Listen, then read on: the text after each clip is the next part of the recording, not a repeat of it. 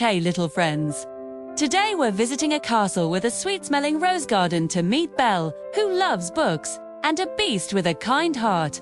Let's listen to discover how one rose, one promise, and true love make magic. Once upon a time, there was a father with 3 daughters. The 2 older sisters loved shiny dresses and pretty things. The youngest was named Belle, and she loved books. She read in the morning, she read at noon, she read at night. She was gentle and kind, like warm sunshine. One day the father's work fell apart, and he had to travel far to try again. He walked and soon lost his way in a deep, whispering forest. In the middle of the trees stood a bright, strange castle. The door creaked open, key, and no one was there. On the table waited warm bread and soup. In the bedroom waited a soft bed, fluffy as a cloud. The father ate a little, then slept a little, and thanked the empty air. In the morning he remembered Belle's wish. Please bring me 1 red rose. In the garden he found roses glowing like little suns. He reached out and picked one. The beast appeared. His fur was as dark as rain clouds, his eyes as big as drums. Who dares to steal my rose? He growled. I am sorry, the father said, shaking. I only wanted to bring a flower to my daughter. The beast's voice grew low, like a faraway drum. In my rose garden there is a rule. You must stay here forever, or someone who loves you must come in your place. The father went home with the rose and a heavy heart. He told his daughters everything.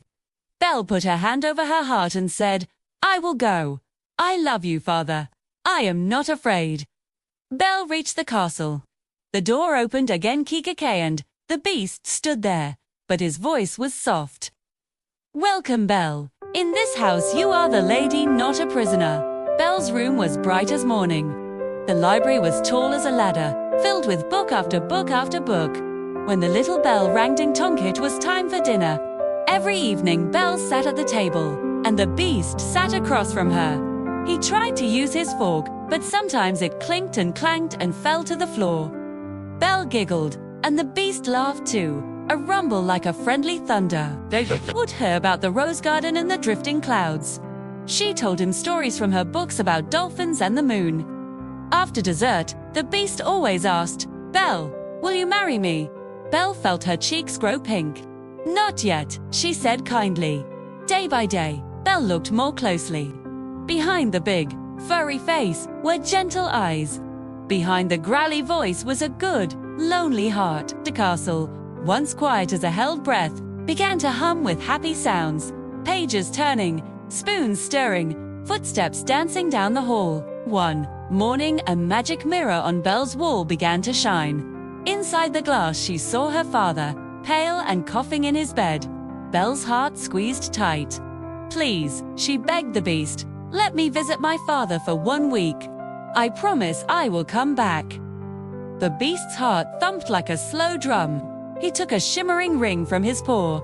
If you promise to return, take this. When you wish to come back, turn the ring. I promise, said Belle. Belle hurried home. Her father hugged her and smiled. Her 2 sisters saw Belle's lovely dress and the sparkling ring and grew jealous. They begged her to stay a little longer another day, then another come to the market. Come watch the puppet show. Come try the sweet cakes. The days blew by like leaves in the wind. 1 week became 2. That night, Belle dreamed of the rose garden. The roses were drooping, their color fading. The beast lay beside them with his eyes closed, breathing so softly it was almost not a breath at all. Belle woke with a jump. Oh no, I broke my promise. She turned the ring. Whoosh, Belle was back at the castle. The halls were quiet, stay. Even the birds were still. She ran past the library, past the shining windows, out to the garden. There, by the roses, lay the beast, whispering sorry to the flowers. Belle knelt and lifted his heavy head. Don't sleep, don't go, she cried. Please stay, I love you. I love the goodness inside you. A tear fell from Belle's eye clip and touched the beast's paw. The air began to dance. The wind spun like a silky ribbon. The dark fur lifted and swirled away. A bright cloak fluttered into place. When the air grew calm, a young prince stood where the beast had been. His eyes were the same gentle eyes Belle knew. "Thank you," said the prince, smiling softly. "I was proud and unkind long ago, and a fairy cast a spell on me. Only when someone loved the true heart inside me could the spell be broken." Belle took his hand. The castle woke with joy. Lights shimmered in every window. Bells rang ting-ting-ting.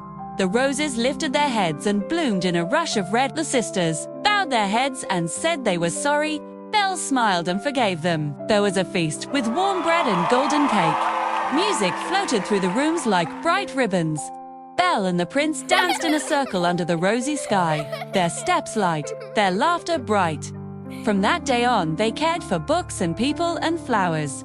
And whenever they passed the rose garden, they remembered a promise kept, a kind word spoken, and a love that saw the beauty within. And they lived happily ever after.